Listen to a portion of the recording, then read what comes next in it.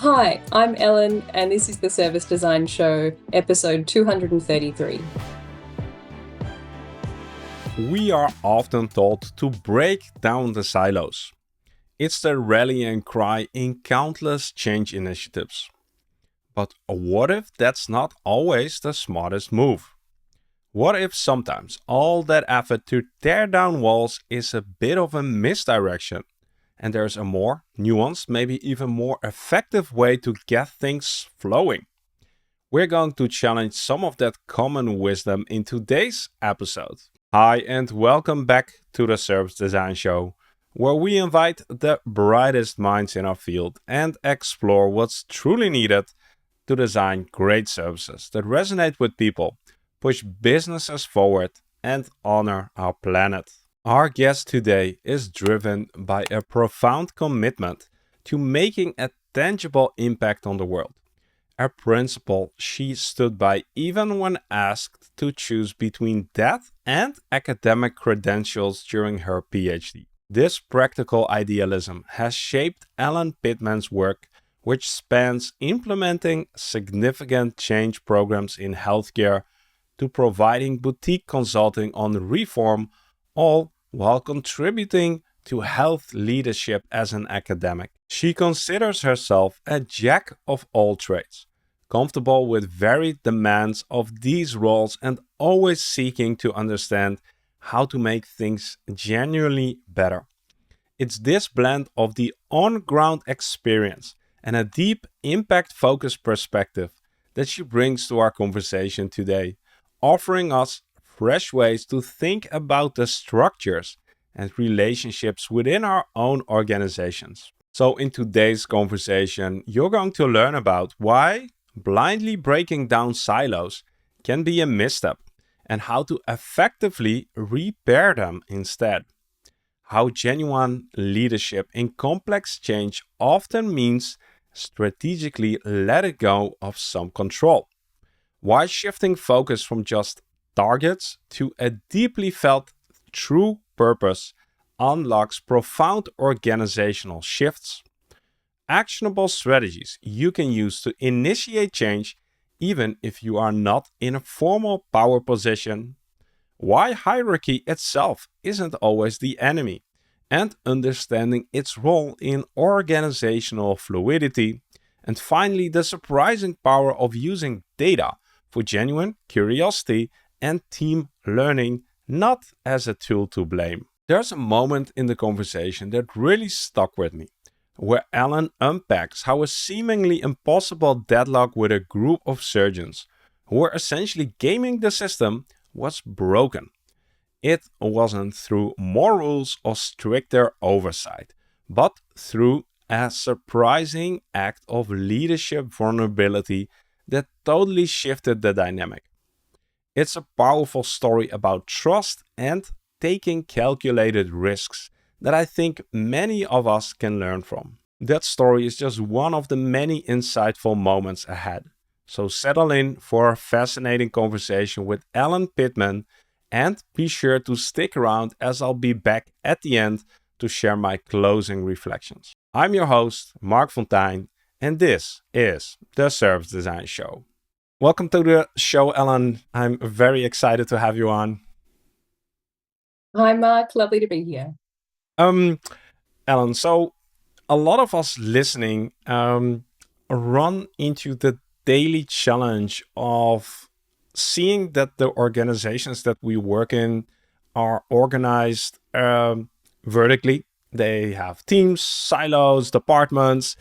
But what we are trying to accomplish is creating an experience that is horizontal, either for our customers, for maybe even our employees, for our patients. And this vertical versus horizontal structure or desire causes friction, it causes clashes. And I think that is a topic that you sort of got interested in to figure out how we can marry these two. Is that correct? Yeah, absolutely. I think that the world is much more complicated than thinking that we're either horizontal structures or flat structures, or even that we, there is hierarchy or there is no hierarchy at all. I think that often, like most things, it comes down to balance. And that there are ways for us to not necessarily eliminate all vertical structures that have these terrible byproducts like siloed thinking and intra-organizational competition and things like that. But there are ways for us to work still in hierarchies or still in vertical structures at the same time as not actually allowing them to become these sort of brittle systems that aren't designed to do what they're designed to do. To in my case, usually in health services, I'm thinking about best patient care. So Yeah. yeah, it is possible to find some middle ground there. Yeah, that's interesting, fascinating. And before we dive into the case study that you've explored quite intensely, could you sort of set the stage and tell us a little bit more about the journey that got you to explore this area? Oh, I think it was interesting. I kind of ended up landing in a big health reform. There was a big government-funded health reform. Some monies came to a university that would usually go to a state department of health here in Australia, and we were sort of told to broker this big health reform process. And I wrapped a PhD around that, thinking, oh, this is the perfect opportunity for me to dig deep into hospitals and really complex organization. So I think it comes from kind of opportunistically moving into a PhD area that was just so incredibly fascinating. As I think, health services, it's so high stakes.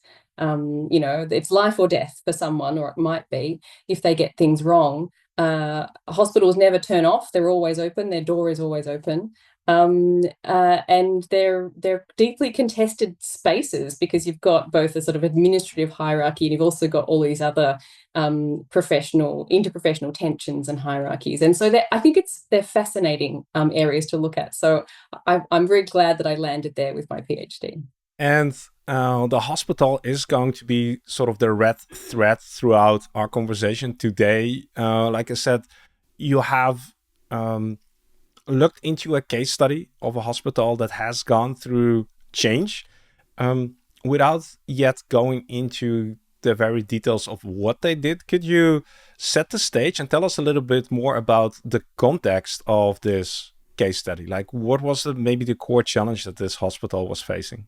Yeah, it's like a little slice from my PhD. It's just this tiny little slice. And in the early 2010s, a lot of emergency departments across the world actually were thinking about implementing a new target that was meant to eliminate people sort of just lounging around and being sort of languishing in emergency department rooms with burgeoning numbers of people. And I'm not sure if we call it actually overseas, but we talk about ambulance ramping, where you have so many ambulances that are literally on the ramp and they can't offload the patients because there isn't room in the emergency department. So what was happening in around the sort of 2010s or early 2010s was a new target to prevent that sort of access, what they call access block, or that we're not providing good care to patients. And they called it the 4-hour rule. So it's that every patient should be either sewn up and shoved back out the door, or they need to be admitted into the hospital to go into a proper bed, not just in the emergency department. One of those two things has to happen within 4 hours, or there's a penalty, or well, I'm not sure if there was a penalty, Mm-hmm. but the idea was there was a target, and so that was introduced in Australia, introduced in I think the UK and elsewhere, but it was introduced into Australia as a sort of stepped incremental, sort of stretch targets each year for about 5 years to get up to wanting 90% of all patients who walk through the emergency department doors to be seen within 4 hours and moved on. So that set the scene, and I think it put a lot of pressure on the design of hospitals, and a lot of pressure on something that's a really complicated system that involves so much more than just the emergency department. So it's a really fascinating case study to look at in terms of service design. So, okay. Emergency departments, I already see the ambulances ramping up. Like, that doesn't sound like a very good situation. And sitting for more than 4 hours in an emergency room, there's a reason why you're in the emergency room. It's called emergency. Um, so this target was imposed by the Australian government. So hospitals were legally required to adhere to this. Maybe the obvious question, what was the challenge that they were running into? Yeah, and it's such an interesting kind of case study. I think that a lot of hospitals, so I'll talk a little bit about the hospital that I was looking at in particular, but a lot of hospitals, I think, asked the emergency department to sort of do better, or maybe they provided some resources for them to do better. They go, okay, well, there's a problem in the emergency department. You're not, we want you to perform better, so go and do better. But I think it's either through trial and error or through wisdom.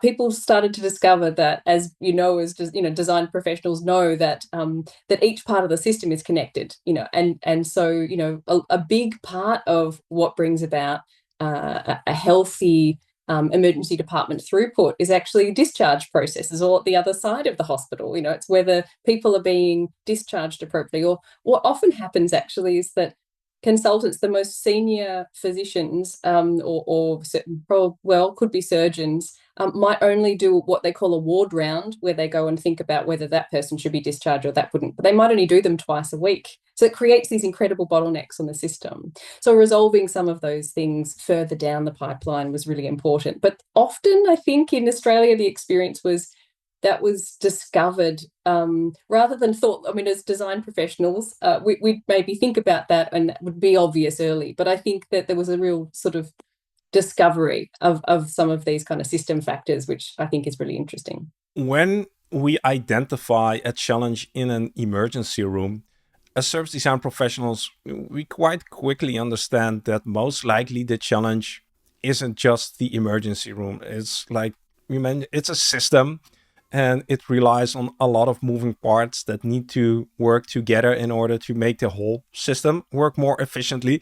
But this already taps into the core challenge. Like, if you are responsible for the emergency department and this is your target, how do you get the rest of the system to also, I don't know, feel responsible for helping to solve this issue? So how did this hospital do it? What happened? That's right. So the hospital that I looked at, which was a bit of a forerunner in this space, they had quite a long trajectory of performance improvement. So I think they were well kind of set up to address this. And I think that initially they had a pretty special CEO, I think, who actually was trained at an undergraduate level in some kind of system and design thinking. So it's really interesting to see that that's able to kind of, that wisdom is able to seep through the system. But instead of just pushing money to the emergency department, or sort of hoping that the targets will go away eventually, there was a much more considered strategy, which was really interesting. It was a very, very large co-design process in essence. The participation level of that co-design was extraordinary as well. And so there was a really, everyone from the cleaners was involved in trying to nut this out, and they took a very whole of system approach to doing that. And I think what they discovered was some really unexpected cultural factors that were going on that speak to the silos that we were talking about. And so some of those cultural factors, and it's summed up beautifully actually by one of the quotes from my PhD, and it's a consultant physician, someone who works in, I think, at the general medical ward, where they generally see a lot of older people. They said something like, well, it's the unspoken cultural thing, right? Where, when the emergency department calls and they want to give us a patient, you're doing a really good job if you're pushing them away as much as possible. It's like these unspoken cultural rules that I'm not sure that even the executive would have had any understanding that those kind of cultural silos were in place. But they're the sorts of things that needed to be broken down. And I think you kind of tapped onto it, or you touched on it a little bit earlier when you were talking about helping people kind of see the system themselves. And invest in patient care, or invest in whatever the outcome you're wanting to get to at that system level, thinking that just because there's a patient, just because a patient of the hospital isn't in front of me, doesn't mean that they're not a valuable patient. That actually, as they move on and through the system, I care about the outcomes for them. And if I care about the outcome for that patient in another part of the system, then I also have to care about my colleagues, and I have to treat them with respect, and I have to cooperate. So, really interesting sort of discoveries through that co-design process. There's already so many underlying questions here because you described this in 2 minutes, but this is a lot of extraordinary things happened here. Let's maybe start with you mentioned a CEO who had a systems thinking background. Usually, a co-design process where everybody is involved isn't the first or the obvious approach. Like, how do you know how did they land in this specific process approach? What did they do? What was the reasoning behind this? I think that's a really interesting question, and I don't have all of the answers to that. And in fact, that's something that I'm going back. This little case study is based on my PhD work, but I'm going back to speak to a few people in the executive to double check some of this around how much they knew before they started and what their decision making exactly went through their mind around that. I think there was a sense, though, and a really important part of the early decision making was that um, they didn't want to make incremental change, that they didn't want to fix it a little bit. They didn't want the band-aid approach. What they really wanted was, do you know what? I think that we are seeing the sort of symptomatic issue at this level of the hospital, at the emergency department. But we are recognizing that in order to fix that, we really need to kind of see the system. We really need to, include everyone in that. Rather than getting stuck, and this is really important around getting buy-in around this process, and that is that they didn't get stuck on the target. They actually kind of threw it away intentionally and said, you know what, yes, we've got this government target, but we're not actually going to look at it, because if we aspire to be a better hospital, then the target will take care of itself. And I think that was a really important thing to insulate their staff members from, to sort of make this something that is an aspirational goal that taps into the hearts and minds around, well, I get up in the morning and I go to my job because I want to help people, and that's why I entered a helping profession. And so how do you inspire people? Well, you certainly don't inspire change by telling them they have to meet a target. You make it rephrase it in a way, or you kind of reorient it, or particularly you have a core purpose. I suppose it's not just rephrasing, but you articulate the core purpose as something that people care about. And I think that was done extremely well. Yeah, very powerful. So yes, it's you're probably not going to rally people around a KPI or a specific metric. You need something that is more aspirational. What did you see in this specific case that actually made it work? Because in a lot of organizations, I speak to service design professionals and they care about delivering better experiences. They care about helping people. They want this organization really to be better. But it's just not infused throughout the rest of the organization, or it's not like it's because it's not being measured, it's not being valued, like all those classic examples. And they get stuck. Like, I want to be a better hospital. I want to help my patients, but the organization is focused on targets. So can you maybe like help us understand what was different in this case and why did it work? Yeah, I think that there's something really special here, and it touches on what we were talking about earlier when we were saying it doesn't necessarily have to be vertical or horizontal. It doesn't have to be hierarchy or no hierarchy.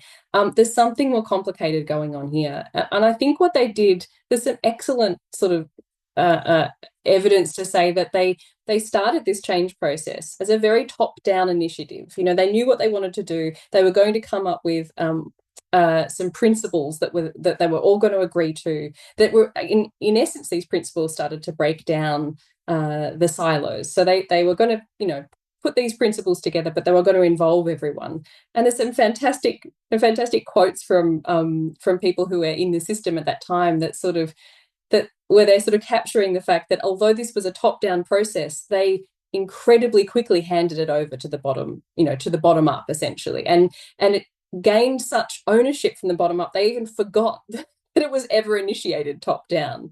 So I think it's a very clever way to think about things, that you don't have to wait for bottom up change. You don't have to sort of embrace it even necessarily. Sometimes you can actually push it into the right direction and get that working. And then the next thing you have to do when you do that is you have to actually let go of control, that it's not always going to be possible to sort of sanitize the process in a way that executive is always going to like, and that's difficult, and that's really challenging, because I think there is a letting go of control. And again, there's some fantastic quotes about, sometimes you just have to let these conversations run their course. They're difficult, uncomfortable conversations, but they're the conversations that need to be had to be able to sort of break down those silos. You mentioned that this started as a top-down initiative. I can imagine the CEO getting a letter from the government. Here's your new target. Good luck, and I'll report back in a year. And then it became, it got spread down into the organization. What does that mean in practice? What happened? Like, how did this get sort of, I don't know, directed down?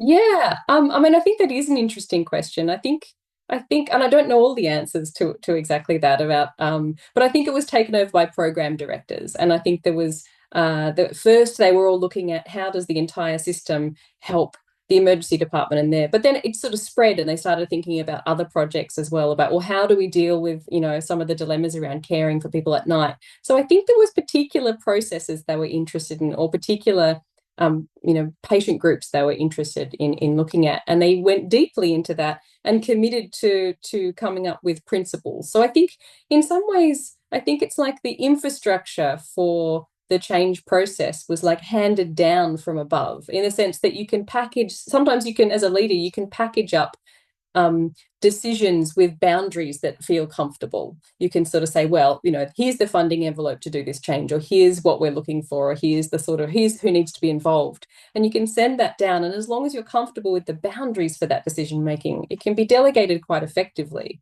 So I think that comfort in delegation is a big part of it. But I also think the specificity in making sure that you're happy with the boundaries for what's going to be done, and the trust is required for that. You can't do that as a leader unless you can trust that those who are taking on the challenge of figuring out what are the principles,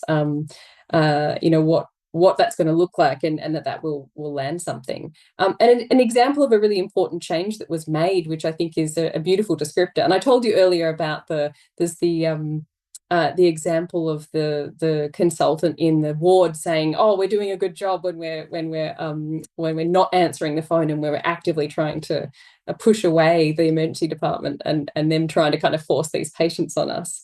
And it was, there's brilliant examples there of how that fell away, and how, in fact, it wasn't necessarily, tribalism, or there being some sort of interprofessional kind of nastiness. That actually, when you kind of strip that away and you do run those conversations, and you really do think about, what's going on there, it comes down to people feeling fearful. So on the wards, they're saying, but if we hand over the decision-making power to the emergency departments to send us patients willy-nilly without our permission, those patients might be harmed in some way.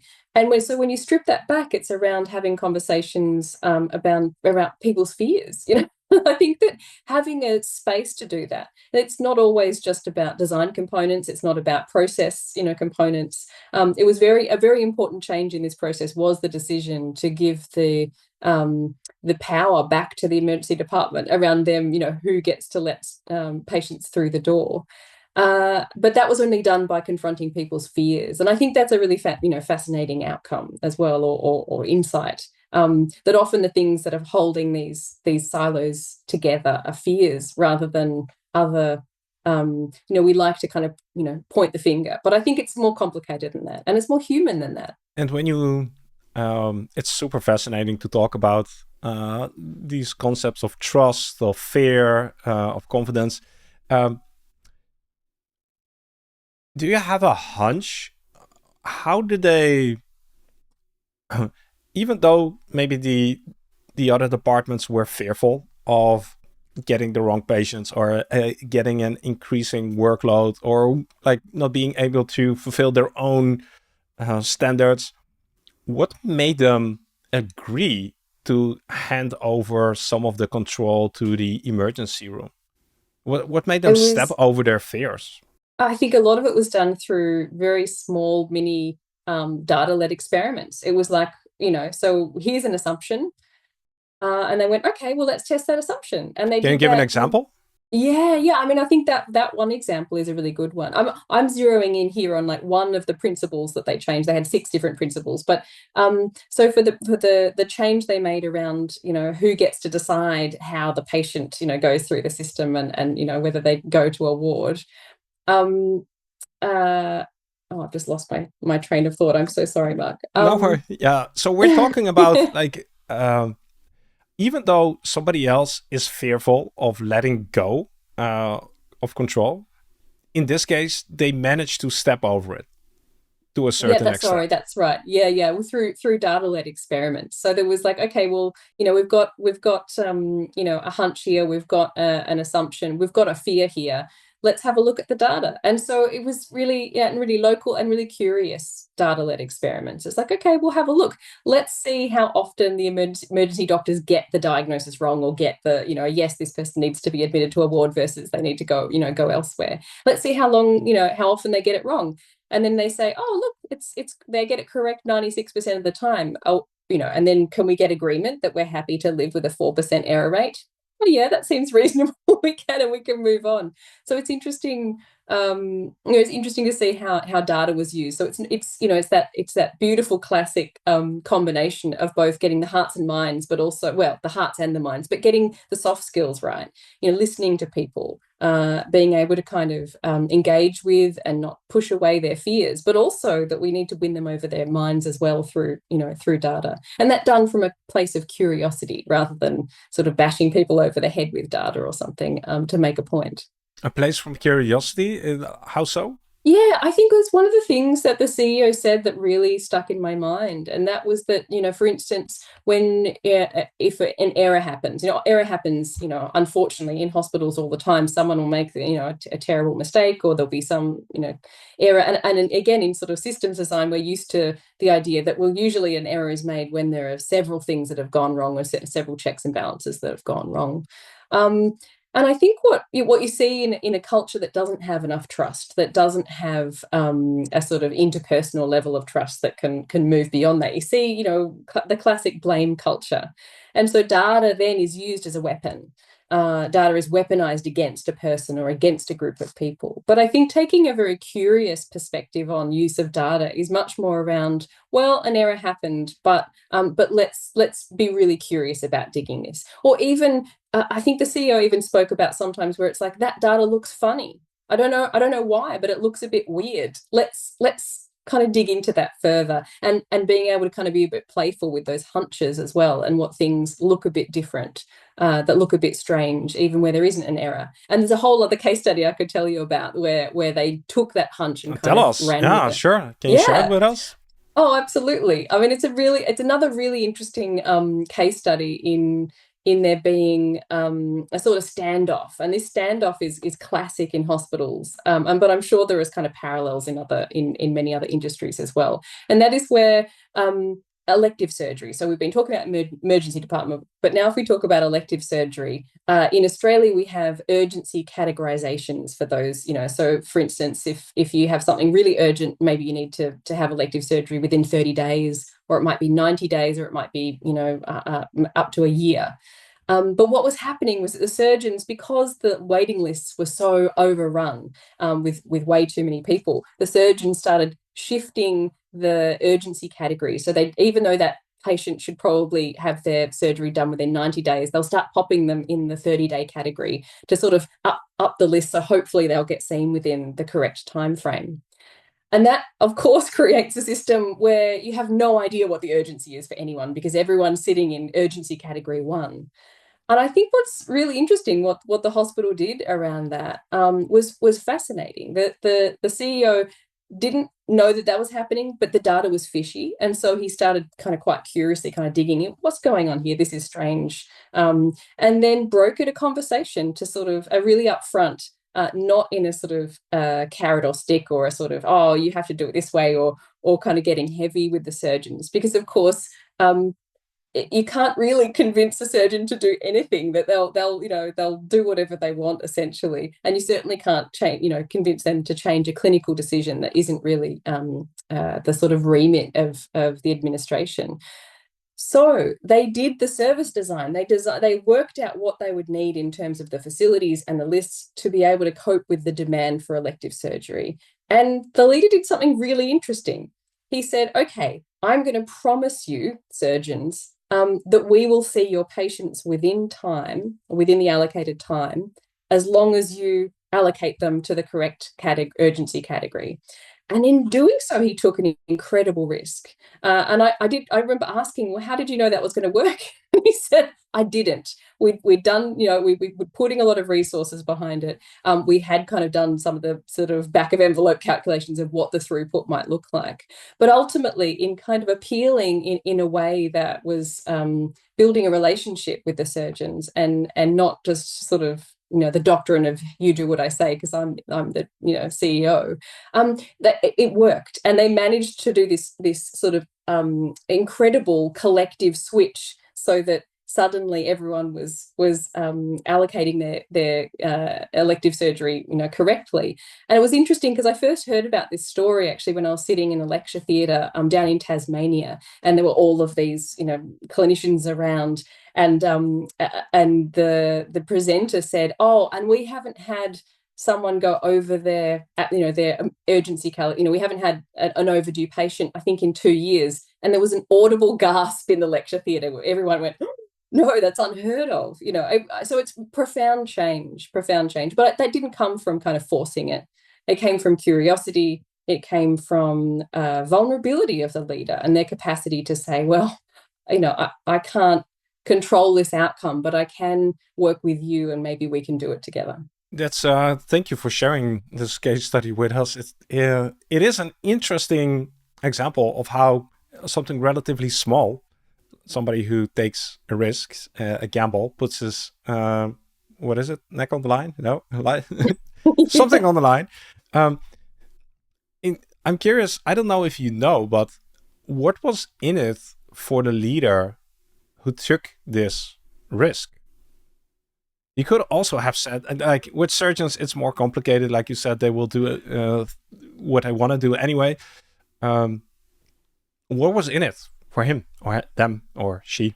Oh, I think that's a fascinating question, actually, because so few leaders will do this. So few leaders will make that gesture of vulnerability or take that risk. It's very personal, particularly when they're working in a hostile system. So outside of the hospital itself, you've got government, and you've got accountability mechanisms, and you've got this culture of off with their head. If the CEO is not performing, they will get rid of them. Yeah, there's little incentive to actually take these bold leaps. Absolutely. And so I think that it's an extraordinary leader who's able to do that. But of course, you've got to look at the outcomes as well, because there's also a lot of pressure on a leader, to do something. They might find themselves in hot water. So to make this risk, they might find that it all goes belly up, and what are they going to do next? But the other alternative is they do nothing, or do the kind of micro incremental change, and then the elective surgery list is blowing out. Here in Australia, that's a massive election issue, that gets politicized, and suddenly ministers of health are there, and it gets very sticky, and everyone does want to do the off with their heads. So it's sort of, sometimes I think it must feel at the top of the hospital as if you're damned if you do and you're damned if you don't. But on this occasion, it worked out, and I think that speaks to incredible, aplomb as a leader, and knowing how to kind of ride that edge of risk, and relationship. And on the one hand, it's great that we have examples like this of courageous leadership and people who set the example. On the other side, it's maybe also a little bit disheartening for all of us working in organizations where we do not yet have this style of leadership. Like, are we doomed? Is there anything we can do if we are not in the position of power to make these decisions? Because it sounds like this plays a crucial factor. I think that the capacity to let go of control as a leader is really crucial. And so I kind of want to answer your question in two parts. It's also about let's not forget, though, that it's really important for leaders to be able to make strong decisions that might not be popular at certain times. And like, for instance, during this hospital, during the pandemic, had to undo all of their kind of participatory ways of doing things and their much more kind of distributed ways of doing things, that they had to like tighten, batten down the hatches and tighten up the processes and make sure that it was safe and there was good infection prevention control during COVID and, in the hospital. So there are moments when the leader does need to kind of pull that lever, the leader lever that says, you know what, I've got control and this is how we're doing things. And, that's that.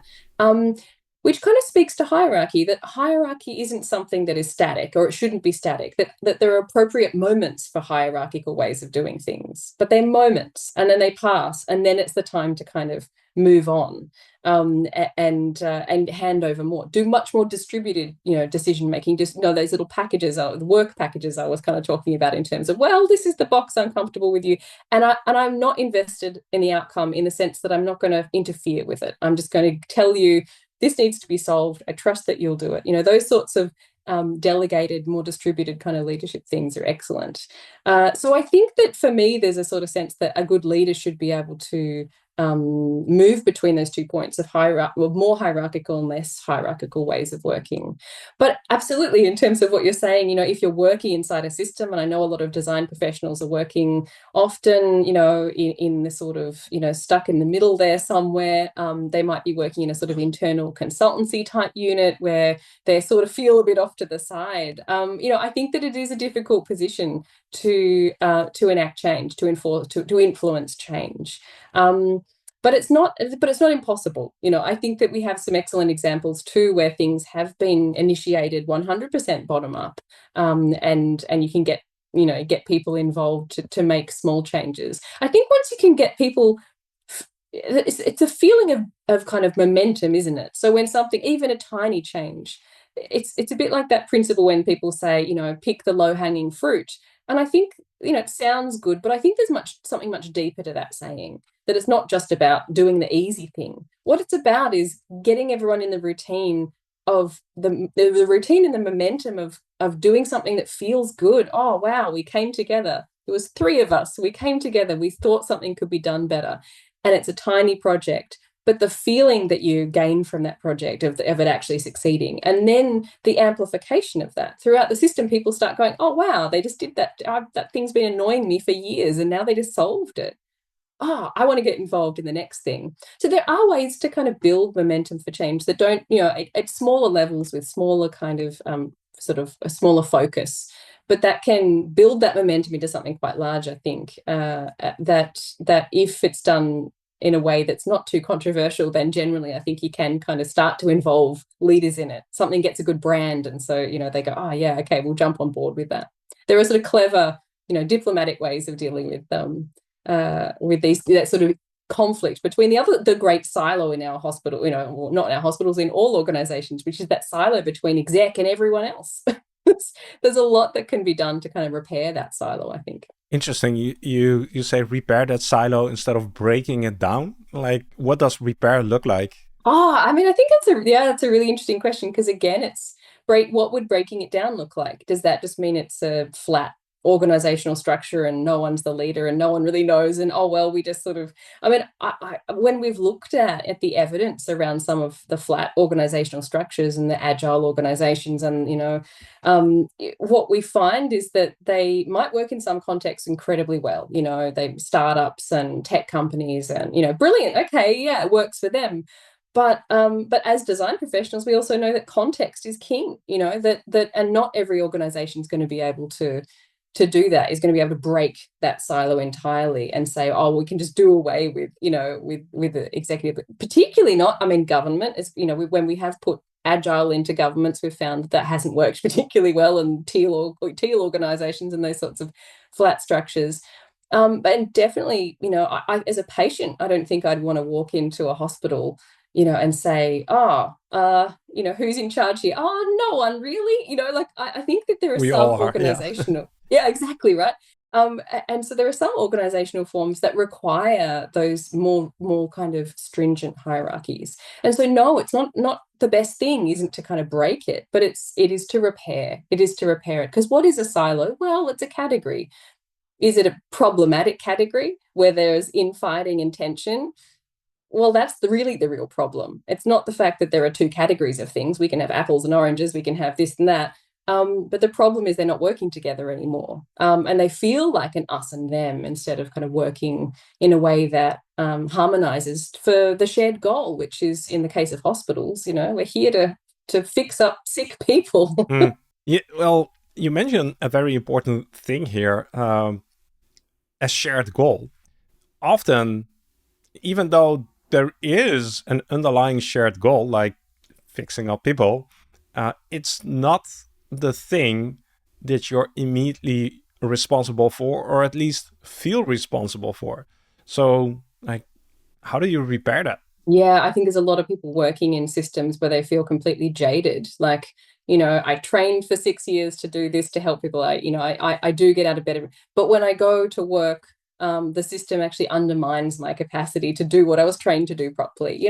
You can see that through all industries. In fact, I'm sure you can see it in engineering. You can see it everywhere where people say, "I'm not working at my capacity. I'm not being my best professional self right now because the system is stopping me from doing that." So I think that's it's difficult to get people to trust you again after they have become jaded by the system. And so it's for me, it's all about trust. For me, it's about how do you win back? I think it's like the idea that we're all on the same page, really. When you kind of dig deeper, we might be bitter and twisted because of how jaded we are. But if you can capture us at that level of, well, yeah, I did join the profession to do this or do that, you can undo that. Again, these are repairable things. And it is about trust. And that's where sometimes those, small wins are really important around, what are we doing here? And just practicing change. It's almost like sometimes it doesn't even matter what it is that you're doing, what change that you are making. Like it's sometimes the end goal is actually the process to build the trust in a system that it can make change. I've heard of fantastic change programs being started in hospitals by okay, we're all going to get together and work out how we're going to organize the stock cupboard. It's got the bandages and it's like, well, that doesn't sound particularly exciting. But if you can do that successfully and bring people on board about, well, why are we doing this? Well, it's a pain in the neck, but it also means that when I'm looking for an important thing for that patient, I often can't find it. And then, the poor patient's deteriorated during the time that I've been trying to look for this thing. If you can go back to the shared purpose, well, why are we here?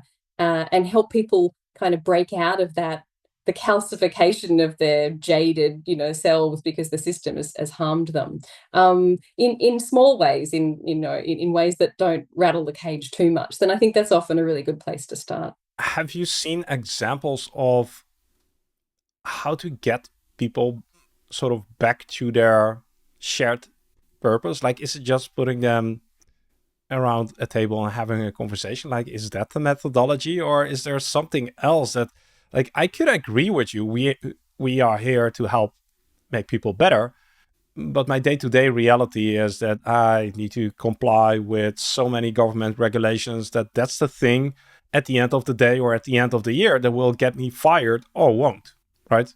Yeah, going back to the emergency department example that we started with, I mean, I think that's a really interesting kind of case study in what they did and how it kind of how it transpired. They did involve everyone, and I think that's really important. And another really important thing that was done at a higher level was I think I touched on this earlier, but was really insulating them from. And it's interesting, actually, they were insulating them from the threat, essentially, which is the target. Got this new target, and they insulated them from that by saying, let's not worry about the target. We're just going to be a better hospital. We're going to find a way to service our patients better. So that you're already kind of there at the patient level rather than it being some bureaucratic target. But they also insulated them from good things too, and that's really interesting too. So they did a study tour to the UK, who'd introduced these targets, a lot earlier.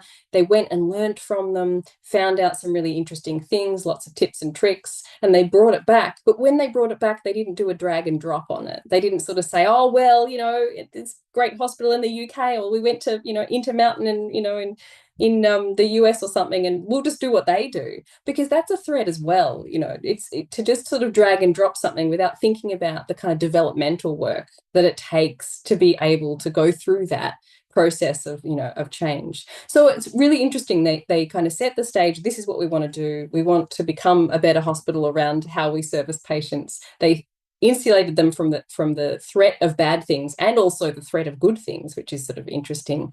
And then they set the process of, we're going to come up with principles. And in essence, if you kind of think about complex adaptive systems theory, we talk about simple rules. There are simple rules that are going to kind of run the system. And that's essentially what these 6 principles they came up with collectively did. And when I've talked to people about when they went through that process, they said, oh God, we debated for weeks on end about certain particular wording for the principle in this and this, and so it was pragmatic. It wasn't just a kind of fluffy values statement or fluffy kind of, oh, we want to be nice. It's like, well, these principles are telling us exactly how the system is going to function in a way that aligns with our principles. And they did it in a participatory way, which really means that those principles were etched on the minds of every single person who thereafter was kind of wandering around the hospital, and they would challenge each other on them. They would, in a good way, but is that in line with principle 5? Like, should we maybe think about that? You had nurses challenging doctors about this, and that being a completely permitted thing in the system to do, which is very different from kind of coming up with a value statement or coming up with a kind of shared purpose, statement and popping it on the wall, or, it collecting dust. It doesn't take any, once you've been involved in the process in a participatory way and you've agonized over the creation of, every second word of the principle has been debated, then it's etched in there. You don't have to kind of remember it anymore. It's there. It's a living value statement. It's a living principle for how we're going to work. It's very powerful, I think. It's the way you describe it is, I think, the image that most of us have of the vision statements or the value statements, with a stock photo next to it hanging somewhere on the wall, and nobody is actually living those values. And in this case, you mentioned they were stuck in their head because these people were involved in the actual definition and creation of these values. But I might be wrong, but I'm assuming that it wasn't every employee in the hospital that was involved. It's still going to be a subset, right? I don't know, 5%, 10% maybe of the employees. How do you make this spread so that the other 90% doesn't have exactly the same feeling that, okay, here are 6 design principles, yeah, whatever, like in 2 years' time, we'll have 6 different ones? Yeah, that's a really interesting question. Again, I'm not sure if I have the exact answer for you, although what's been said to me is that everyone was invited. And this has also happened in what they called like weekly access meetings. So access is, we were talking about access block through ambulance ramping and kind of getting blocked in the emergency department.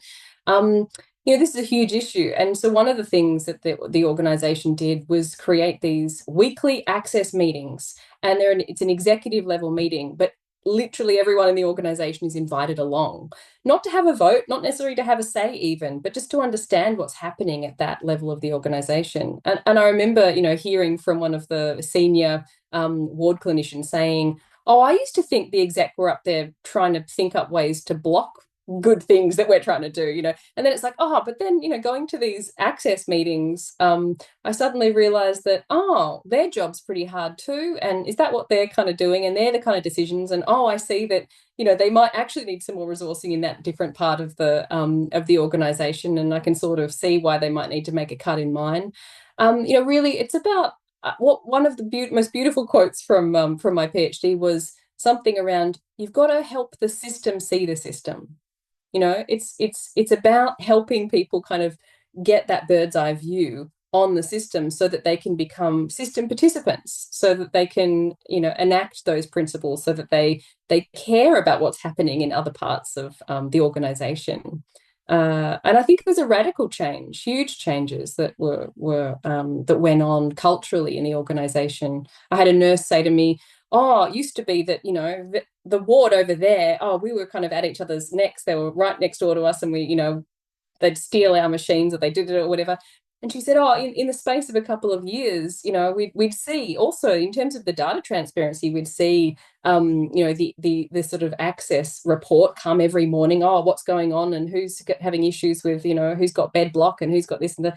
And they said they'd see that the ward over there is having a rough time. They'd get on the phone and say, "Hey, are you okay? Do you want to debrief? I see you've had a hard night." This is sort of a collegiality that you're able to kind of grow from that place of helping the system see the system and caring about it. You mentioned very briefly that this was a multi-year process. Like, give us, Yeah, can you put this in perspective for us? Because some people might want to see change in 2-3 months. Like, are the time spans and the permission and the patience within most organizations isn't a multi-year thing. It's much shorter. So yeah. can you put this in I th- perspective for us? I think that's one of the most special ingredients of this case study, and the kind of special sauce for why it worked. And it's part of that insulation. Part of the insulation from the threat is kind of going, do you know what? I'm not going to just push down this target and say, oh, you have to make this change immediately. That as a leader, I'm going to give the space to those on the ground to kind of do the work they need to do.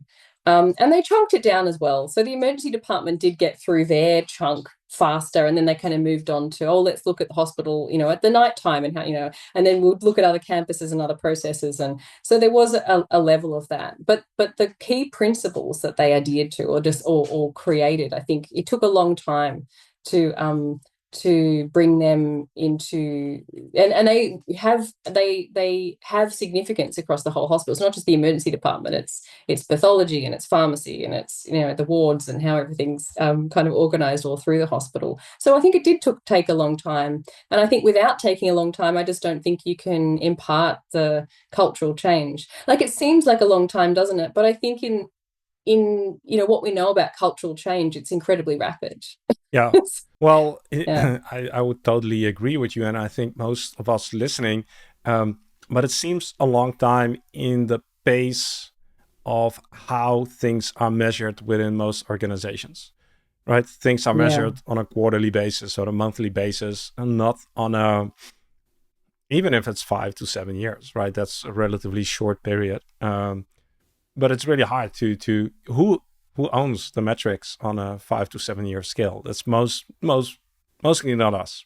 Yeah, I mean, I think that you do need a good leader who's able to kind of, I use the word insulate a lot, but insulate the process from the pressures, and that's hard. That's hard work for a leader to sort of put their neck on the line. I think you used that kind of phrase earlier, to do that. But without it, I don't think they would have had the intensity of change, the profundity of change, and to have the which it was was then manifest in all of these important KPIs and metrics eventually. But it did take a little while. But when you map that against what other hospitals were doing, and we can see the data for these particular targets of what hospitals are doing. Ironically enough, this hospital was doing far better, far more quickly than the rest.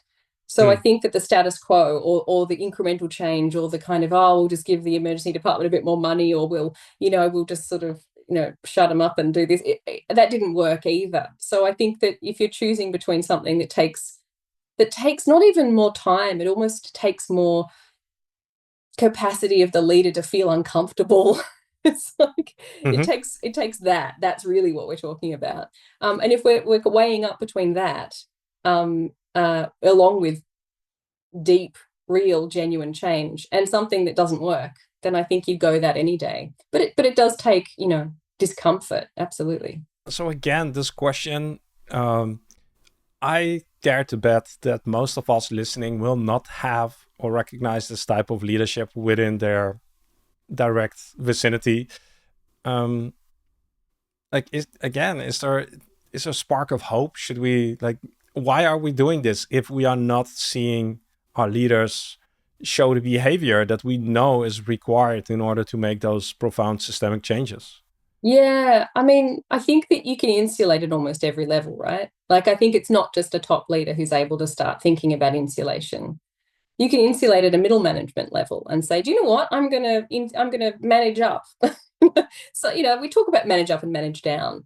And some people are good at managing up and some people are good at managing down. And if you're good at doing both, then you're able to insulate your part of the organization to make sure your team, to make sure that you're not putting unreasonable stress that really comes from the system and how the system is set up onto your staff members. So I think it's possible to do this from the middle and to do this from really low levels as well, with the right, with the right ethic, with the right sort of mentality. But it has to be a sort of a capacity to sit with discomfort, in doing that insulation, but also in handing over some of the control to that co-design process, to that participatory, we're going to figure it out together and it'll take a little while to do. And the other thing that we can do is we can have some empathy for our leaders as well. And so actually that is a hard job. It is. And what we're asking of you isn't easy. It's you have all the responsibility and we're actually asking you to have less power. Oh, ouch, that hurts. Is it possible that we can kind of come to this, heal? We talked about kind of, healing the silo or kind of repairing the silo between the exec and those who are working in other, in this instance we're talking about doctors and nurses and allied health professionals. I think that healing can come from both sides as well. So there might be opportunities to sort of understand the systemic pressures, particularly in a hostile environment, which a lot of our leaders are working in as well. So yeah. Maybe that's also part of what you mentioned about helping the system to see the system, that we start with Yeah. ourselves to see what the system is really like, and not just within our team or our project or our department, but all the way up to the strategic decision-making level, what's actually going on there, and helping to better understand that. Yeah, exactly like the example I gave earlier, where this consultant physician was saying, "Oh, I used to stomp." I think she was saying something like, "I used to stomp around the ward, thinking that they were sort of doing all these things to sort of block the good changes she wanted to make." But then she had that realization, oh, well, that kind of lubricates the system to work better when suddenly from the bottom there's more. And not like respect, not because they've got a role, I don't think any leader should have respect just because they are the leader, but that genuine respect of, oh, I've turned up to the meeting and I can genuinely see that they care about patients and they care about what we're all here, saying that we want to do. And I'm on board with them. We're pulling together at that point. That's tough, Yeah. So, I though. mean, I think I don't want to be a pessimist, but the stories that I hear too often really are that it feels like people do not care. The only thing that they care about is either quarterly performance or like their own careers, and they're not caring about the bigger purpose of why they're here. And maybe they do, but they're not showing it through action. Again, I don't want to be pessimistic, but that is unfortunately often still the reality. maybe I'm the optimist here, I think. And I think Thank you. that We need that. underneath all, not underneath all of those layers of kind of pessimism or the layers of genuine, I was talking about people who are feeling jaded, but the genuine bitterness of like, I really care about, the thing that we're all doing, the thing that we're all here to do. And in a hospital, that's to help people. I really care about that, but the system has gotten in my way. That it is possible to tap back into those people's original motivation and to repair some of the jaded mentalities that have come. But again, I would say that a bit like I was talking about earlier with like small wins and the low hanging fruit. There's a lot more to that than just do the easy thing. It's do the thing that gives us a little practice run and a little sugar high that Yeah. this worked. And then you can it's funny how you can energize people from the point where you've listened to them, you care about, what they've got to say. And look, we just did this tiny, itty bitty, tiny little change that did work. It's completely intoxicating, really, to have those little things. That's how you get people involved. Just if you're dealing with a really jaded set of, workforce or sort of team members, just start incredibly small would be my recommendation. Yeah. It sounds like you have so much to share and so much experience. You're tapping into all these case studies and stories. If I'm not mistaken, you shared with me that you're writing a book. Is that correct? And could you give us a sneak preview? Yeah. I'm writing a book based on the findings of my PhD, but so much further. I'm writing a book really about that fluidity between hierarchy and non-hierarchy, and how we can manage that.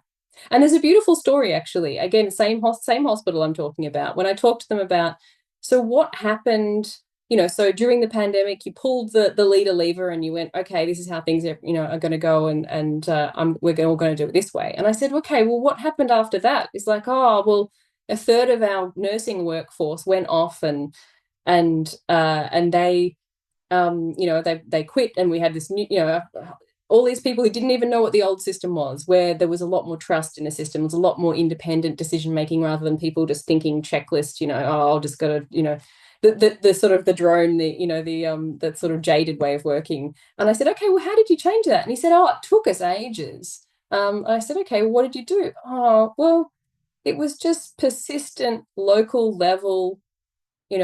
Our expectation is that we do want you to use your brain. I know we've just had this thing where we're all kind of, going to protocol because we've had a pandemic.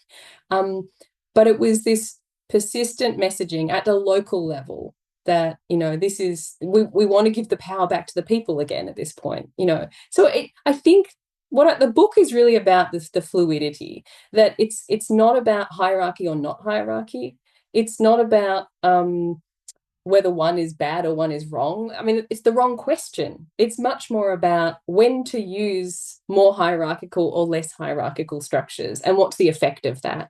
It's about not doing, endless restructures and reorganizations of organizations just because you can. It's about actually thinking about a way you could restructure something for a cultural outcome rather than for a structural one. So that's kind of a taste of the book. The model from my PhD was called the Hive model for high performance. So I saw that there was a really interesting alignment between the ways that ants and bees, and a lot of people have talked about, ants and bees, they do all these things, but they haven't talked about the fluidity in wasps and ants. And and you find that some wasps are very hierarchical, and that they shift their hierarchy a bit for certain circumstances.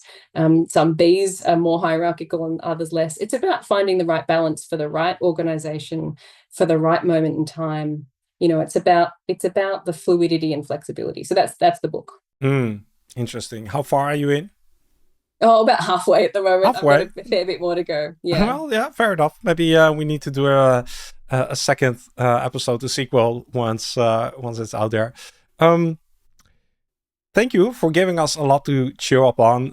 But before we let you go, there's one more thing that I would like to sort of comment on. We like to leave these conversations with a question to think about when we're walking the dog, doing the dishes. What do you feel is a worthwhile topic to think about? Oh, yeah. I think there are lots of really good questions. I think it comes to me to, it's about the question of, is it one or the other? Is it vertical or horizontal? Is it really hierarchy or non-hierarchical? Is it time to break those sort of binaries? Have we done them to death and figured out they actually don't work particularly well?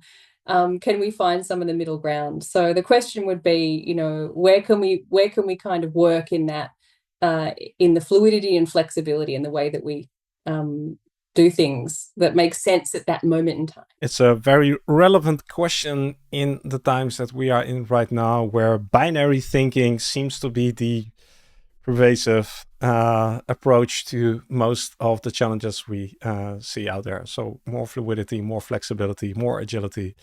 Ellen, thanks for coming on, giving us a bit of optimism, hope, seeing that change is possible, and it doesn't have to start from the top. We can do it ourselves. We can be the example. Oh, thanks, Mark. It's been a pleasure. So that was our deep dive with Ellen Pittman. I think one of the most actionable takeaways for me, and hopefully for you listening as well, is the power of starting small to overcome that feeling of jadedness we often encounter in organizations. The idea that even tidying a stock cupboard can be a catalyst for building trust and momentum is incredibly empowering. And her point about principles being etched in there through participatory creation rather than just being words on a poster really speaks to the heart of effective service design work, making change meaningful and lived. A massive thank you to Ellen for her wisdom. It certainly gives us a lot to think about as we tackle our own challenges. If you enjoyed today's conversation, you can do me one big favor. Please click that like button on this video and most of all leave a short comment if you haven't done so already. Not to feed the algorithms, but to let me know whether or not we are on the right track by addressing topics like this. Finally, before we part ways, please take a moment to reflect and most of all celebrate that by joining us today, you have directed your attention towards learning and growing as a professional. So from everyone who you are going to impact through your work, thank you for taking the time and making the commitment. My name is Mark Fontijn, and I look forward to having you with us again for a new conversation on the Service Design Show. Take care and see you soon.